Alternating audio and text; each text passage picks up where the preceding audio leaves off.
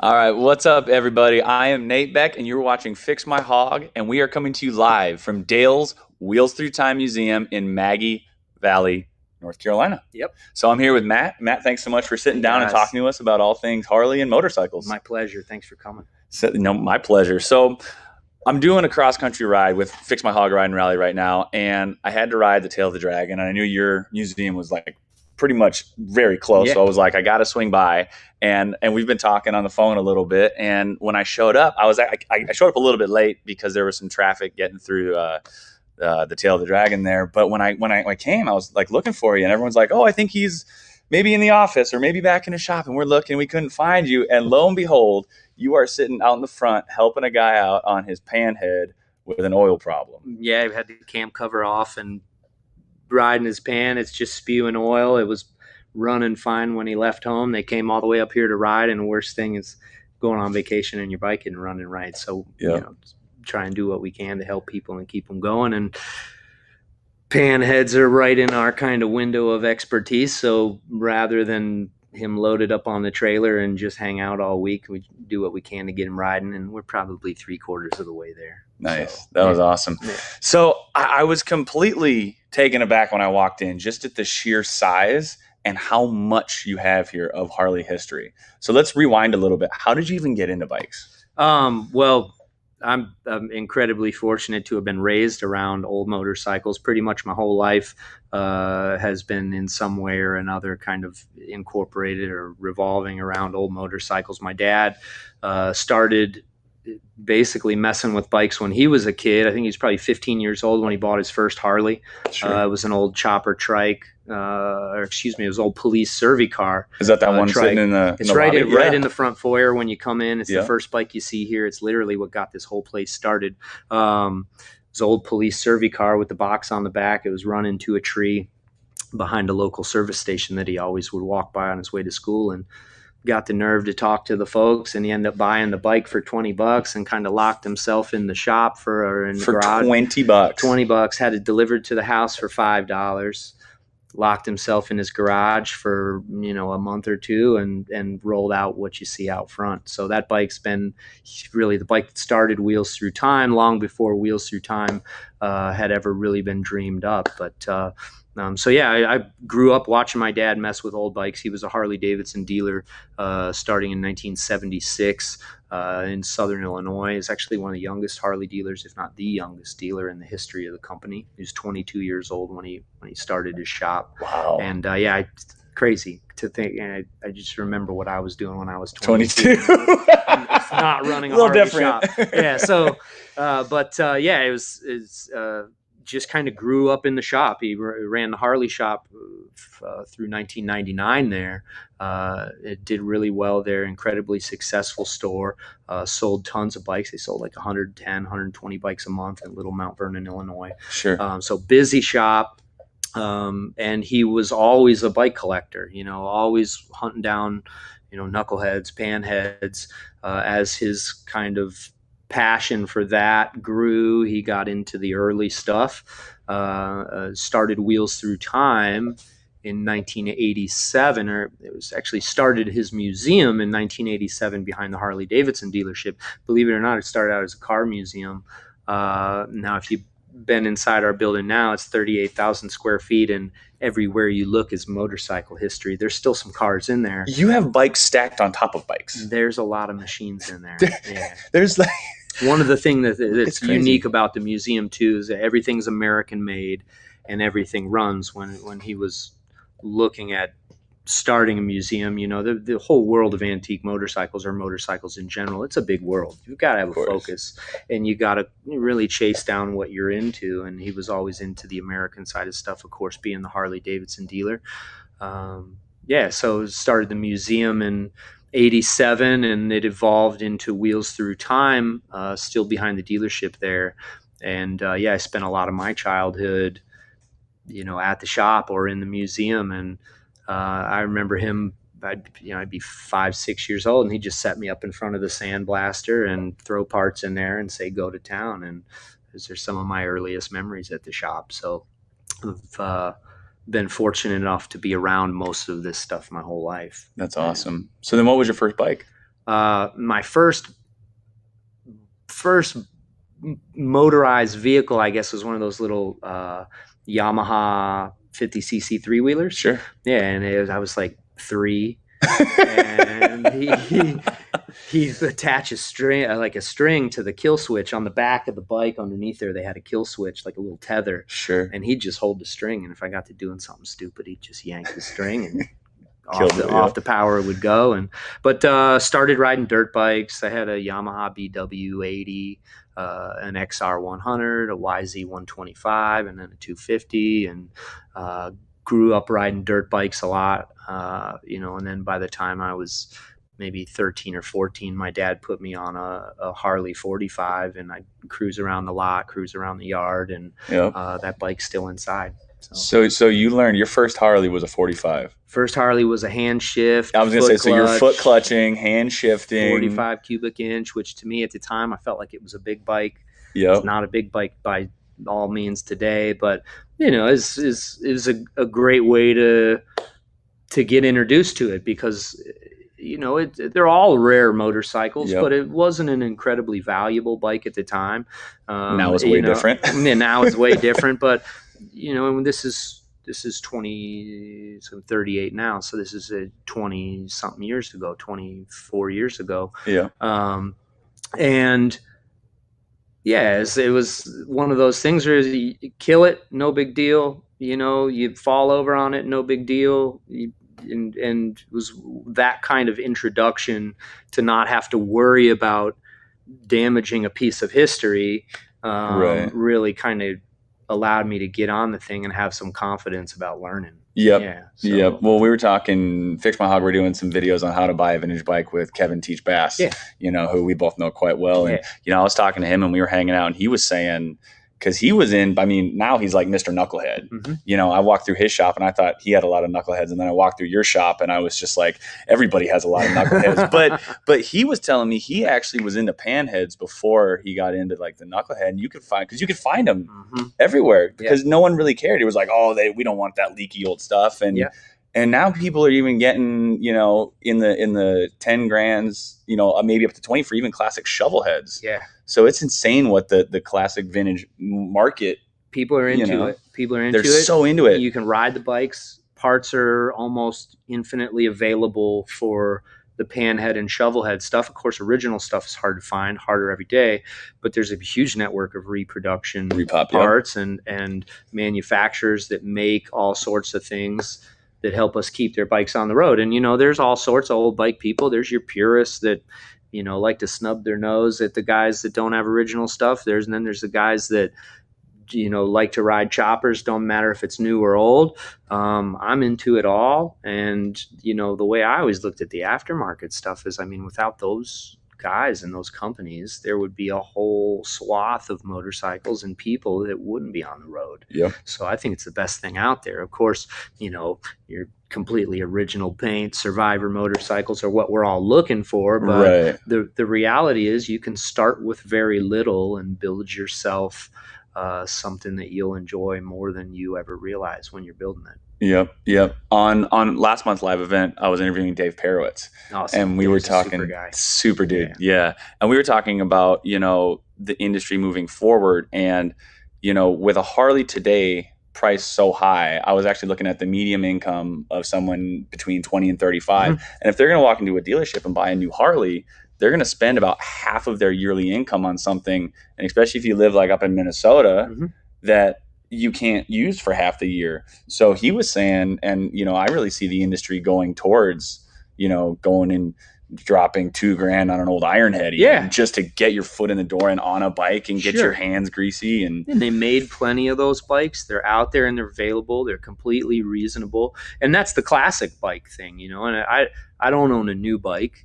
But if I owned a new bike, it wouldn't be a brand new one. I'd go and look for something with 10 or 15,000 miles on it that was used. And, obviously you get a major price break on something like that. And it's like, I ride my dad's old Road Glide every once in a while. And it's like, this is all I need, and you can get on a bike like that and, which is crazy to think about. It's a 1998. It's almost a classic. Yeah. You know, here it's 25 years old almost. Another couple of years.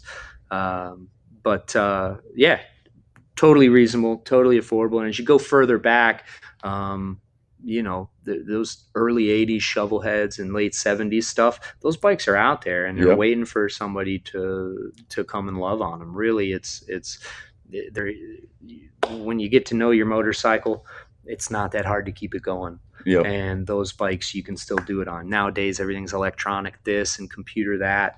You know, I tend to gravitate towards the mechanical stuff, and you keep it on the road. Yep. If you are looking at buying a vintage chopper, we also did a how to buy a vintage chopper, and I walked you through my process. I just bought a 76 shovel head a year ago, so that video is on Fix My Hog as well too.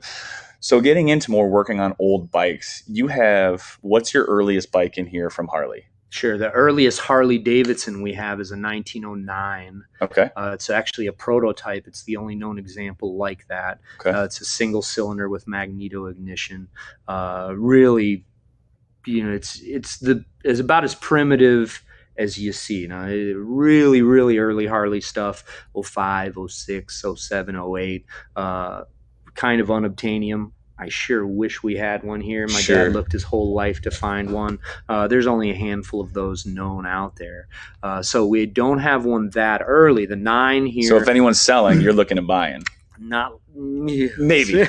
You guys can talk. You guys can talk later. you strap tank Harley. It's amazing to see where the old bike collectability market is, and when you see a 1907 Harley go for $456,000, you can completely understand that. Yeah, it's out of the periphery of most people's. Yeah, it's just prohibitive, you know, to even think about it. And again, very kind of narrow opportunities to buy machines like that. Not to say we wouldn't be looking for one. There's several bikes here at the museum that we would love to have. You know, for Harleys in general, I haven't counted how many Harley Davidsons are inside, but at least a lot. I lost count in the 2 dozens. 375 bikes in the museum, dominated by Harley, of course, because Harley's dominated the American motorcycle scene for the past 100 plus years. But there's actually 35 brands of bikes in there. So earliest bike inside is a 1903 Indian or Brand X, if that's how you say it on the. Can we say Indian on the show? You can. So anyway, Brand I. Yeah, that's right. So no, but there's 35 brands inside. But when it comes to Harley Davidson, very much many of Harley Davidson's rarest machines ever produced are inside the building. Would love to have a strap tank. The prices nowadays kind of make it a bit prohibitive. But for our earliest bikes, there's 1909, 10, 11, 19. There's a 1910, 11, and 12 are older restorations. You have a lot with original paint in there too. Then that's just so the starting at 1912.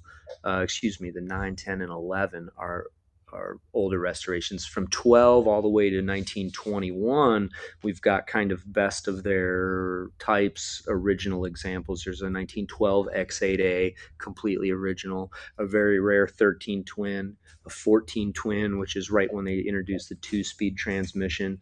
We always say, kind of the way we put it is there's several points at which the term modern motorcycle is kind of redefined throughout history. And if basically a new innovation is developed, and if you didn't adapt, you went out of business. You got things like the spring fork. You know, you got things like the transmission. You got things like dry sump circulating oil system and overhead valves. After total loss. And if you don't adapt, you go out of business. And so like the R14 has a really cool 2-speed transmission, or 2-speed rear hub, excuse me. The 15 we've got several 15s here at the museum. Our 16 You drive from the sidecar, completely original bike, one of a kind. Wow. We know they built 2 in 1916. We have ours, which we don't know who it was built for, Sure. but there it exists in its originality. The other one is not known to exist today, but this is cool. It was built for a guy with one arm and no legs to do a coast-to-coast trip in 1916 by himself. Wow. By himself, he went Los Angeles to DC and back in the middle of the summertime. One arm, no legs, in a 1916 Harley that you drive from the sidecar. So it actually wasn't by himself. Harley Davidson built him a little mini sidecar about this big that hung out by the wheel, and he had a Jack Russell Terrier. I was going to say his dog. Yeah, he took his dog the whole time. Yeah. Yep. So really cool. Wow. So at Fix Mock, we always tell people their motorcycle's best friend, besides you, is going to be your service manual. Yeah.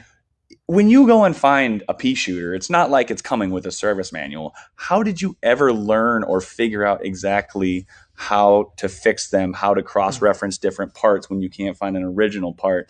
Sure. You were just telling us a story inside about a dirt tracker that you had a magnesium piston. Yeah.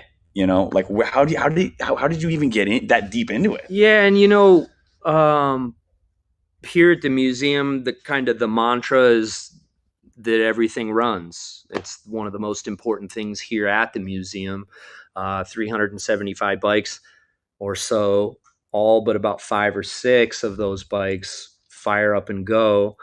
Some of the machines have been acquired and running in operating condition, and then other machines here, that was what my dad did.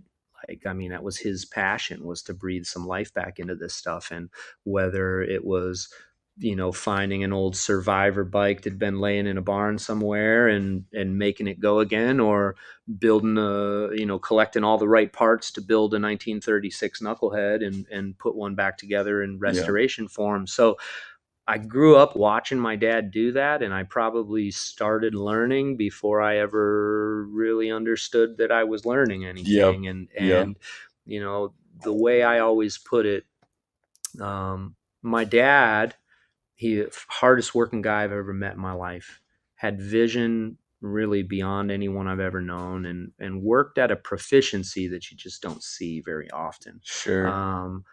And he was not the best teacher, but at the same time, he was the best guy to learn from. And if you understand the distinction there, of course. He's not going to slow down to walk you through the process.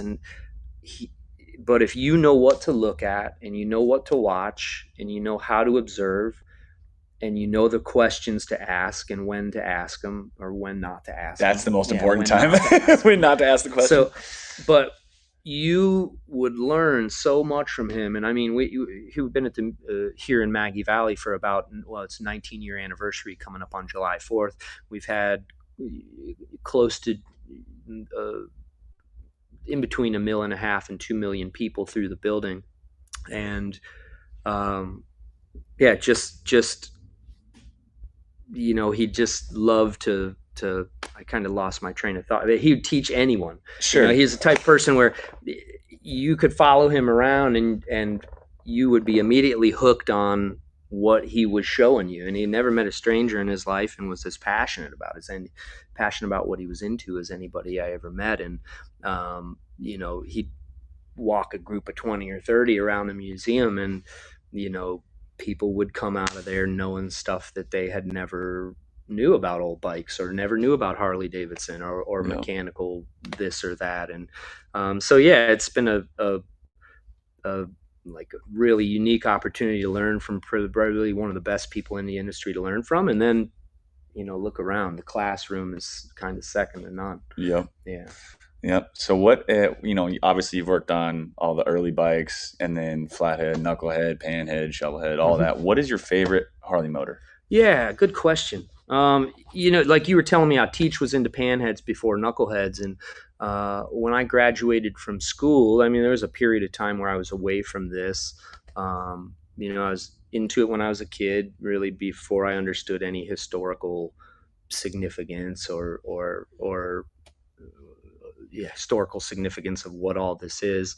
But you hear about knuckleheads and panheads, and the big twin flatheads and all of this really neat stuff. And when I came to the museum and started working for my dad, I was about 22, and like the knucklehead stuff was going crazy. People, and comparatively to now, it was back then. It was actually pretty affordable. But looking back for a 22-year-old kid, I'd go to all these swap meets and bike shows with my dad and stuff, and go pick piles. And the knucklehead stuff was all really pretty expensive, So I got into J model stuff, teens and 20s era. Sure. And there was a period where I could go to a swap meet and there'd be maybe at the whole swap, maybe 3 sets of knucklehead cases in the thousands of dollars. And, my friend Terry Marsh over here would show up with milk crates full of JD case halves for $25 a half, And so I could come back with 3 or 4 sets of engine cases and start to build something out of it. And I got really, really into the J model stuff. Just because it was affordable at the time, and over the past many years, it's become quite a bit harder to find stuff from that era. It's really unique because there was a window there where they produced a lot of bikes comparatively to like the 30s, which when you get into that knucklehead era, right. When people think Great Depression, they think 1929, but the Great Depression lasted all the way through. Really war production kind of got the U.S. up until the war, up until war production got the U.S. economy back on track. So all during that time, throughout the 1930s, that's low production stuff. In the late 1920s, Harley's producing 25, 26, 28,000 motorcycles. 1933, I think, was their low production year, 3,000 bikes. Sure. So that's down like 15% of production. Yeah. So really hard to find stuff. And then you get into the knucklehead era, and again, like money was tight at that point, and production was low. So first year knuckleheads, second year knuckleheads, they're making like 1,600 of them. There's not many. 1,800 of them. There's not a lot of them. So now both of those types of bikes had to fight through all sorts of things like depressions, recessions, scrap drives, world wars, meltdowns, periods where nobody cared about them, and any number of things. And it's a miracle as many of them survive today as they do. But yeah, that JD stuff for me really got me into an era that is a really significant era along the timeline, especially of engine and horsepower development. But yeah, and it was affordable, but how do you beat a knucklehead? That's a roundabout answer to get my favorite engine's a knucklehead. It's like, how could you not like a knucklehead? By that time, you get on bikes and you ride them like you do today. So knucklehead, you dry sump oil system, overhead valves, fully pressurized, pretty modern motorcycle, even by today's standards, comparatively to the early stuff. You get on them and ride them like a bike you do today. JD, 1915, 1918, 1925, whatever they are, it's ones with all the external moving parts. It's daily maintenance on those bikes. You got to stay on top of it. It's not that they're hard to operate, hard to use, or hard to start. People tend to kind of marvel at how easy things start inside. And we always joke around and say that it had to be easier. Nobody would have bought them. And there's a lot of truth to that. You think that those bikes are, first 10 and 15 years of personal motorized transportation altogether. Right. Like just, it was brand new to everybody. Even 10 years in, nobody's parents had a bike, right? So, and then you get into that knucklehead era, and you kind of just change the oil every couple thousand miles, check your tire pressure every once in a while, and just ride it. So that's a really milestone era, and those pre-war knuckleheads are really hard to find. And I just finished building about a year and a half ago a 39 I found out at Ann Arbor, and I've just actually found the engine in Ann Arbor. Bought it came with a 47 knucklehead basket case, and I sold the 47 basket case to a friend of mine, and I got to kind of keep the motor, and wasn't into it much at all. Started piling parts on it, and Had a bike all finished in about 9 months, and been riding that one quite a bit lately. Nice. Yeah, it's crazy. We were just up in Milwaukee and we went through the museum, and everyone's sitting there like staring at serial number one, Mm-hmm. and it's amazing, right? But just behind serial number one, they have an old oiling schematic. Oh yeah, for like the early bikes. Yeah. I thought keeping a shovel head going was a pain, kind of, a little bit, 47 oiling points that needed oil and lubrication and check every 500 miles. Every 500 miles, yeah. Talk about staying on top of something. Yeah, it's incredible. And it's insane. And that was normal. Daily maintenance. And it's weird because those total loss bikes, nowadays the myth has kind of been dispelled with things like the motorcycle cannonball and pre-16 road runs that guys are doing. Well, Jody Perowitz rode one across the country. She did excellent too. Yeah. And they've kind of had a big hand dispelling that myth that you can't ride them. They got that kind of reputation at a period of time, and I don't think anything's further from the truth. The guys back then rode them just fine. They rode them all the time. They rode them everywhere, and they maintained them very well. And I think where that concept of they're not rideable, and this, like you said, you look at that schematic and you think 47 points to oil it. Like, all I want to do is put gas in this thing and go. Or just like open the dipstick and be like, I don't think too much has leaked out yet. Let's go. Shake it over. Enough. Yeah. So, and I think where that break happened is that kind of in-between generation where once they introduced the Knucklehead and they set Dad's old bike to the side and they rode that knuckle for a while, it's right in that point into the Panhead era even that kind of daily maintenance habit fell out of the norm. Right. Yep. And once it's out of the norm, then you get these guys that are jump on their panheads, which with a panhead, you turn the fuel on, you choke it a couple times, pull the choke off, turn the ignition on, retard the spark, kick it, and I'll fire up, you're ready to go for a ride.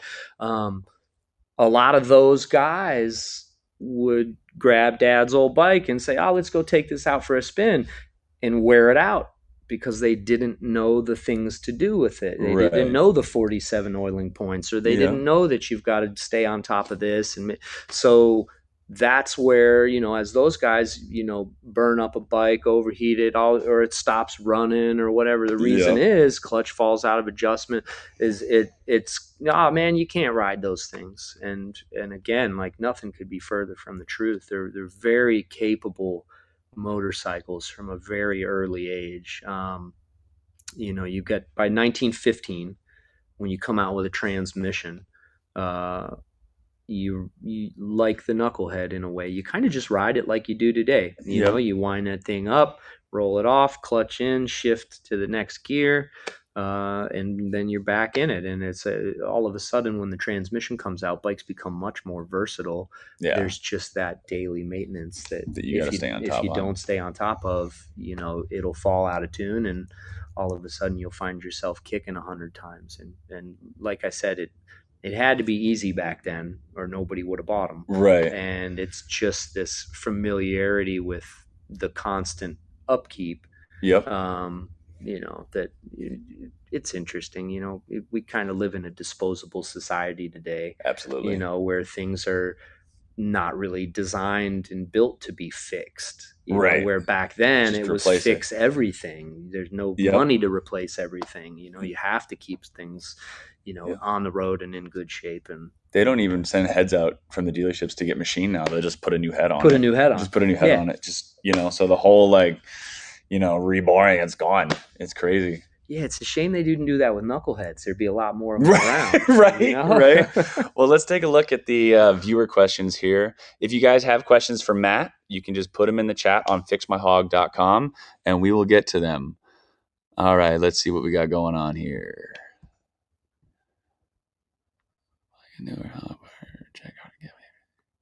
Terry says, love old school bikes, hate new bikes, and all the electronic crap. I like Terry. Terry's a good guy. Terry's a good dude. Terry, if you haven't been to Wheels Through Time, you need to come here, because I don't think, what is your newest bike even here? Well, we do have some newer stuff, I suppose. We got a 2009 XR 1200. Okay. Brand new bike, never titled, 2 miles on it. There's one of the V-Rod Destroyers upstairs. My dad's 98 Road Glides up there. Personally, my newest bike's a 1983 FXRT.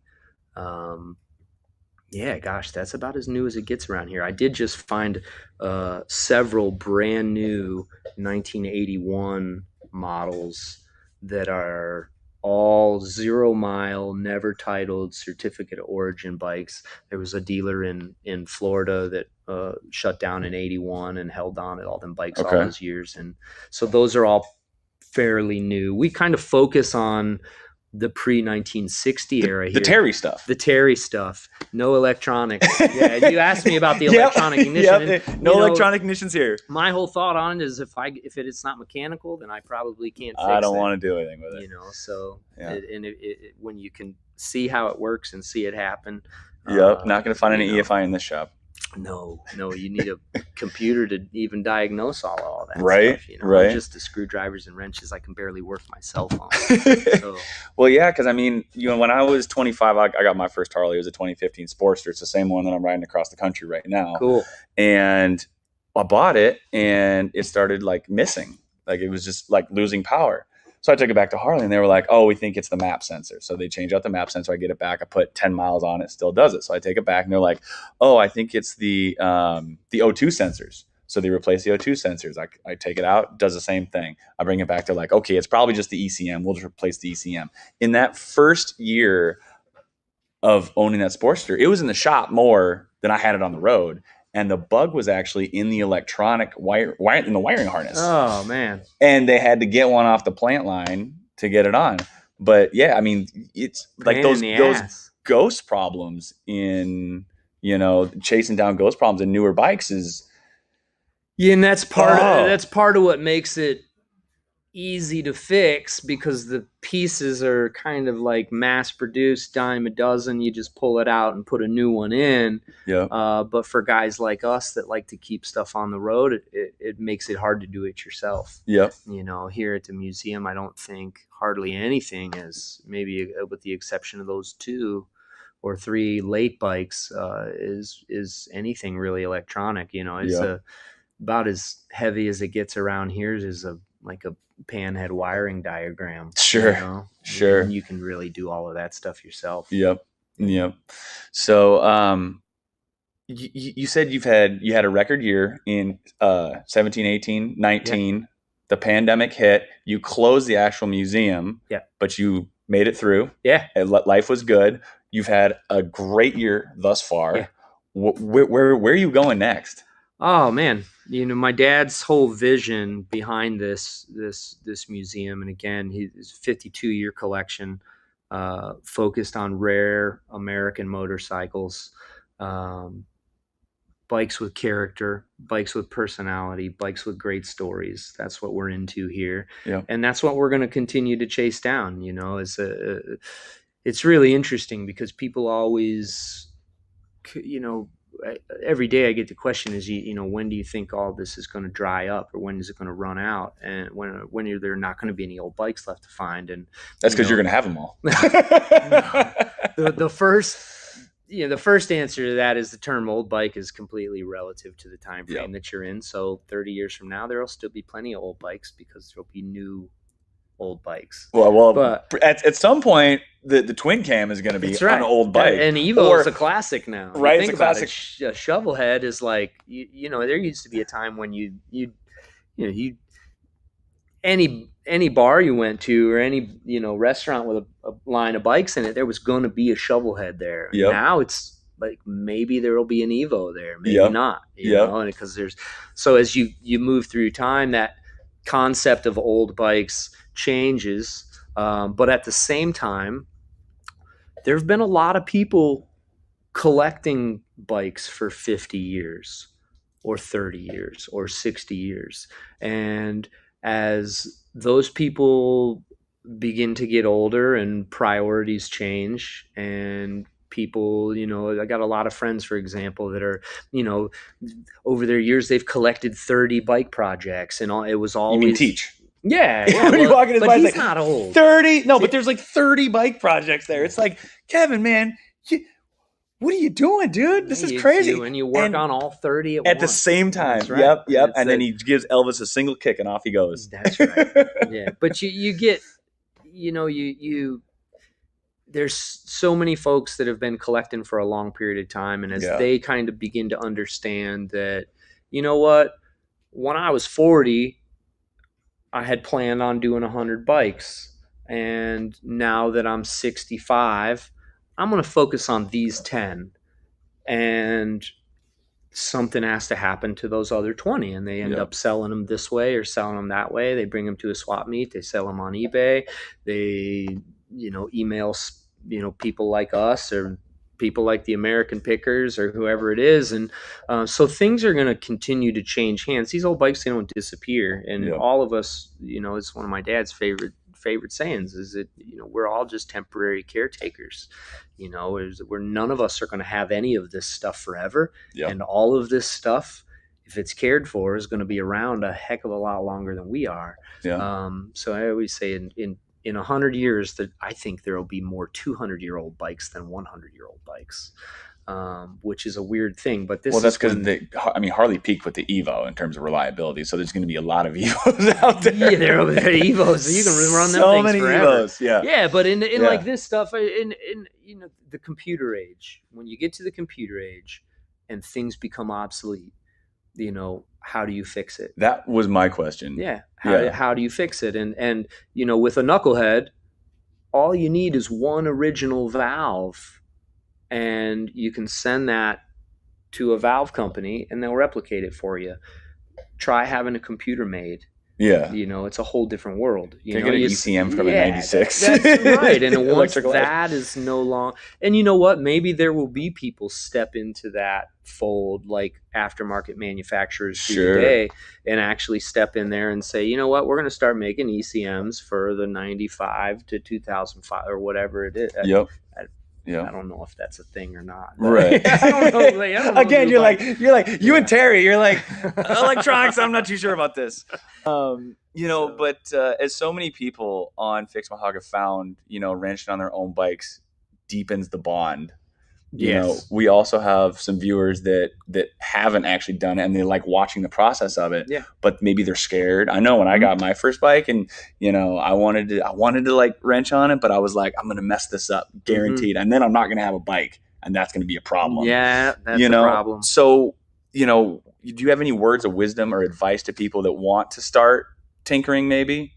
That might be a little nervous to put their foot in the pool? Yeah, man, I got to, what sticks in my mind, and it's really kind of a funny thing. I was racing my board track bike at the Wasion meet. I was getting ready to, and I just finished a new motor and ended up, I was testing it out on the road and I'm hammering down the road and it dropped a cylinder. And I'm like, what the heck's going on? And I stop. And part of the rocker tower was like jacked out of the cylinder like this. And it was like, oh my God, this is my new motor, priceless pair of cylinders, racing cylinders.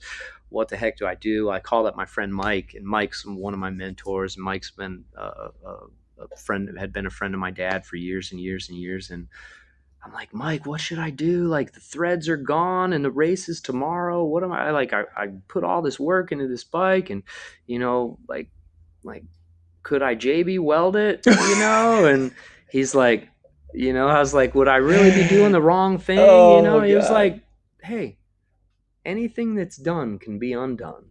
So that would be my advice, is that you're not going to make anything irreparable. When you get into the higher precision or the really precision stuff or the higher cost things, the stakes are a little higher. And undoing something may be a little bit more expensive. So start small. Start with something you're confident that, I don't want to, I'm sure we're dealing with a much more apt crowd than this, but like, start by changing your license plate. jokingly, you know, but start with something small. You laugh. I flipped the mirrors on my Sportster. That was the first thing I ever did because I was looking at it and I'm like, there is no way I'm going to mess this up. Even if I break the mirrors, I can still ride the bike, you know. And I flipped the mirror, you know, or like bars, as long as you don't have to change out cables. Start small, start simple, but do it and do it often. You know, the just like riding a motorcycle, there's no substitute for seat time. You know, like there's no substitute for shop time. The more you're around your bike and the more that you're, you know, close to the components and make an effort to understand it, the tighter that bond's going to be. So but nothing that's done can be undone. And nothing that nothing that's done can be undone. But you know, that's why, you know, we at Fix My Hog, we try to cover a lot of different subjects. So even people like, I don't own a modern Big Twin, but I love watching the Fix My Hog Big Twin videos just to see what's inside a Big Twin. And just again, like, just if I'm not actually touching a bike, I want my eyes and my brain to be like doing the workout. You know, to just be looking at it and just be, you know, following along. Even though it's not applicable to me today, it's always going to help me. I would watch my dad in the shop when I was a kid, and like looking back now, knowing how annoying it is having somebody right here over my shoulder. Like he was, and I never considered my dad an incredibly like tolerant and laid back guy. But looking back at that part of it, like, how did he not just like elbow me? Like, you're breathing on my shoulder, because I would try, you know, I'm just looking over his shoulder trying to absorb everything about it I can, you know. So in the next, you know, find something you're into. Don't try and wrench on something and master something that you're not into. Right. You know, like find something you like, because, you know, for most people, it's not a job. Like it's a hobby, and if you're not enjoying it, doing what you like, then why do it? Why are you doing it? Yeah. Well, let's check out if we have any more guest questions here. All right, looks like we got one. Mike asks, got a question for you. 2000 model Softail Standard, just put LED indicators on the old indicators, had 2 wires. The LEDs have 3. Do I wire both positive wires together or just the dominant positive? By the way, I am in South Australia. Cheers, you guys. What's up, Australia? Australia in the house, international. Do you have any words of wisdom on Not familiar LEDs with that stuff? You know, it's like, I do not know. I wish I could help you, buddy. Yeah, what about you? Yeah, we're gonna have to ask our electrical tech specialist. Yeah, electrical. It's so funny when I actually built my shovel head, I had my buddy do the electrical, you know, and I'm not even, you know, like he did the internals on the motor, and then he did the electrical, because I'm like, I'll follow you and I'll help you with the internals, but with the electrical, I am so lost. Yeah, it's heavy stuff, man. I mean, you know, I'm saying even like electricals on old bikes, really, I just don't. Electrics don't make sense to me. And I try to do it, and I try to do it, and I try to do it, and I just hit walls. When it, you know, and I don't know how it applies to new stuff, but you know, like these old wiring diagrams are like, you know, when you get to the 60s, it gets more complicated quicker. But these old 30s bikes, it's like, you know, putting together a Lego set or a Erector set. I mean, it's like you know, first, second, third, step 1, step 2, step 3, and you know, there's all sorts of routing, things like that. But as far as the actual electron, or I guess it's electric, not electronic, as far as the electrics go, it's pretty cut and dry, pretty simple on that stuff. Yeah, sorry, Mike, I got no idea there. If you asked me what the end play should be in a Knucklehead crankcase, I'd rattle it right off for you, but I'm not sure about the wires, man. Nick asks, how hard is it to put jugs and rocker boxes back on an Evo motor? You know what? Evos are of course, they're a little bit later than what I work on regularly, but you know, I always say it's not rocket science. It's not bad. I've done that. Yeah, that's not really, bad. It's really not. You know, that you probably need some specialized tools. You'll need a ring compressor to compress the rings. You'll want a squaring plate down on the bottom. It'll just help your assembly come down. Well, actually, Evos have the long four. studs. It's the 4 studs coming up. So that's different altogether. And the rocker boxes and stuff like that. If your parts are fit right, and sometimes the best thing you can do, and you never want to really do it on a brand new motorcycle, but taking things apart and putting them back together is kind of how I learned how to do what I do. It's how my dad learned how to do what he did. I never spent a bunch of time with my head in a manual or anything like that. I've asked a million questions to a lot of folks that I consider to be really knowledgeable folks, but it's not rocket science, and all of that aspect of it is it's mechanical. And if you have somewhat of a mechanical mind, don't be afraid of it.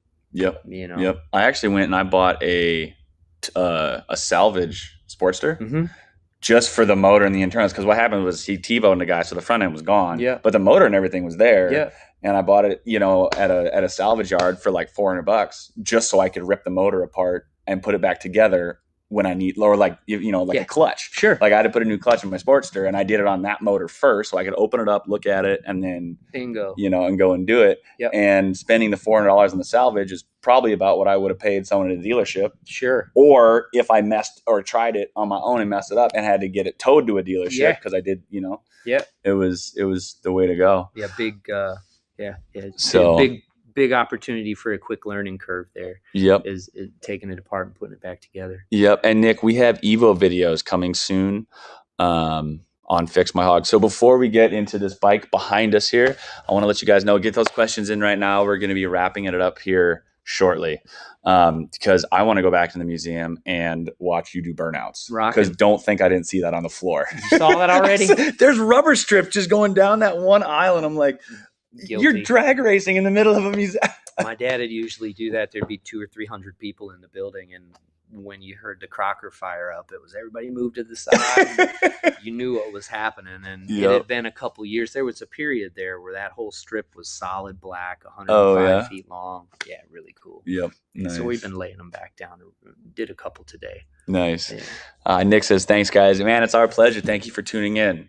So one thing that is awesome here at Dale's Wheels Through Time is the raffle bike every year. You want to talk about just what the raffle bike is in concept? And then we'll talk about, this is next year's raffle bike. You guys are the very first people to even see this. So it's kind of, I guess it's being unveiled right now. So the raffle here at the museum is a 501c3 not-for-profit institution.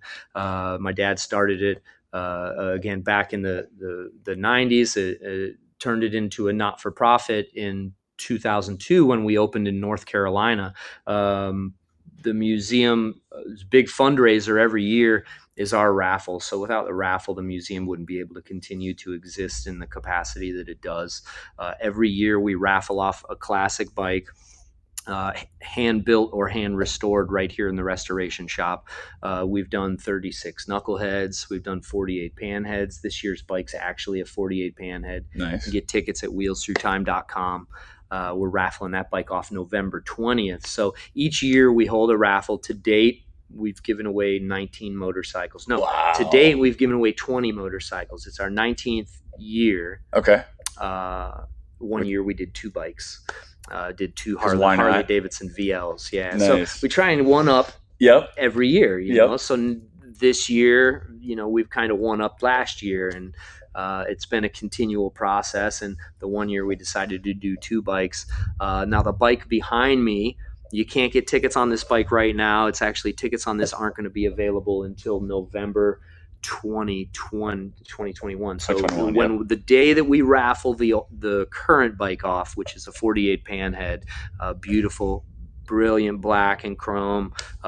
Tickets are for sale. Yeah, tickets are for sale at wheelsthroughtime.com. One ticket is $10.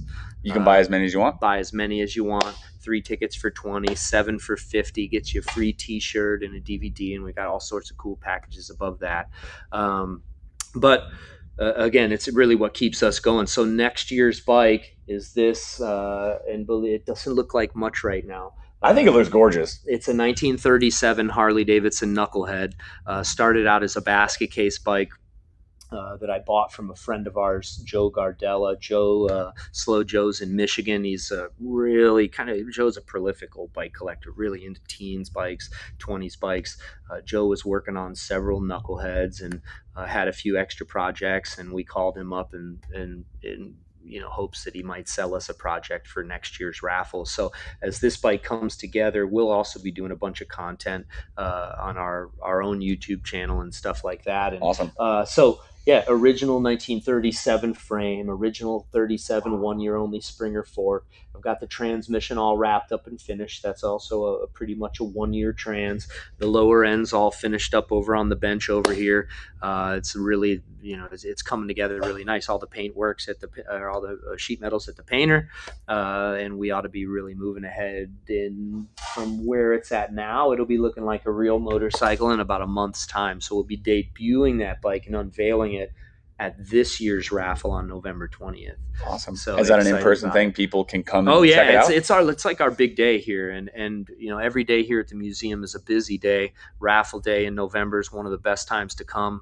You've got probably, sometimes there's 1,000 people, sometimes there's 4,000 people here, and it's always a really live atmosphere. We draw the winning ticket live in front of all the people. It's just like super fun. We've had some winners present at the drawing. You don't have to be present to win, but man, it's cool when somebody like raises their hand in the crowd when they win a Knucklehead. So yeah, it's coming up quick. It's gonna be here real fast. Nice. All right, let's hear. All right, Nick asks, what are your top 3 favorite motorcycles in the museum? Good question, Nick. Oh boy, the pressure's on. Pressure's on. Yeah, dude. I like my dad's standard answer was the one he rode last, which I always thought was a great answer. I look at it a little bit differently. There's so many machines in there, and there's so many types of bikes. There's extremely rare bikes, there's prototype and experimental stuff, and then there's really accomplished bikes that are national champs or Daytona winners, and there's some of the great story stuff. There's bikes that I or my dad have found in really awesome ways, some bikes that maybe way less rare that he and I spent a lot of time together building. Sure. So man, as far as favorites, if you asked me today and asked me tomorrow, you'd probably get 3 different answers. But there's there'd be a common favorite, and how could it not be? It's the 1937 Hemi Head Crocker, first American superbike. Yep. Bad as it gets. My 39 Knucklehead, the one I was telling you guys about a little earlier, built that all out of parts, and being closed last year for COVID, I actually got to ride it a ton. Not just down though. Not just in the burnout strip. Probably put 6,000-7,000 miles on it last summer, which was a lot. I rode it every day. It was great. So got a lot of seat time on that, and it's running really well. And then my board track bike. It's I built it in 2010 after watching my dad at all these antique bike meets and all of his buddies. Since I was a little kid, I've been watching them race the board track bikes. Teens and 20s Harleys on the dirt tracks at a lot of the fairgrounds we go to at the meets. And it got to a point where once I had started to kind of collect some pieces myself for bikes of that era, I was like, man, I really want to get out and do that. And my friend Mike actually reproduced really accurate, perfect reproduction of a frame that he had. Mike's probably one of the premier early racing experts that there is out there. He's got an incredible collection. He copied a frame off of one of his bikes that was kind of a special made half-mile frame from Harley. And I ended up building that all into a no brakes, no clutch, hot rod, and some amount of reproduced things and quite a bit of original stuff, and got out and actually raced it. I've been racing that now since 2011. Won a bunch of dirt track races on it. Just started doing Billy Lane's Sons of Speed thing down there in New Smyrna, which is an insane amount of fun. And, you know, it's fast. The cool thing about the J's is that you can make 15 horsepower into 50 with a little bit of know-how. And that one there breathes about as good as I've ever made anything breathe. So it goes fast. At Billy's race, we're touching right at 100 miles an hour every lap, and it's just as that's fast on those old bikes. It's fast. You know, you got 3-inch wide tires. Yeah. What's cool about that race too, and that bike and the bikes that are racing down there early on, and it's been going on maybe 5 years now, twice a year. It started out and the field was pretty wide. Sure. You know, you guys are finishing. Some people are getting lapped and stuff. Well, now that field of competition has gotten really tight. Everyone's tightening up on their game. And racing that bike is way more fun than it's ever been, because you get, you know, guys running down the backstretch, 4 or 5 bikes, 8-10 feet apart. Guys are bumping elbows, going 100 miles an hour on 100-year-old motorcycles. That's so cool. And yeah, it's a sight to see. It's again as much fun as I've ever had. Nice riding. Nice. So. Well, I think we're gonna wrap it up here. I want to go do burnouts. So if you guys are ever in the area, and even if you're not in the area, if you want to have one of the best motorcycle days of your life, and I know it because I just did it, go to the Tail of the Dragon and then come to Wheels Through Time and say hello. Awesome. Man, dude, thank you so much. My pleasure. It was awesome. Everybody, Matt Walksler. Thank you, guys. Dale's Wheels Through Time. You can get more information online on Instagram. Yep. On Facebook. Yep. What's the Facebook? Facebook is at Wheels Through Time. Instagram is same thing, Wheels Through Time. Our YouTube channel, just the same, Wheels Through Time Museum on YouTube. wheelsthroughtime.com. Get your raffle tickets. Check this place out. You guys are totally going to dig it. Get your raffle tickets, salivate over it, and then ride your motorcycle here. All right, until next time, I'm Nate Beck. You are watching Fix My Hog. Thank you guys so much. Thanks.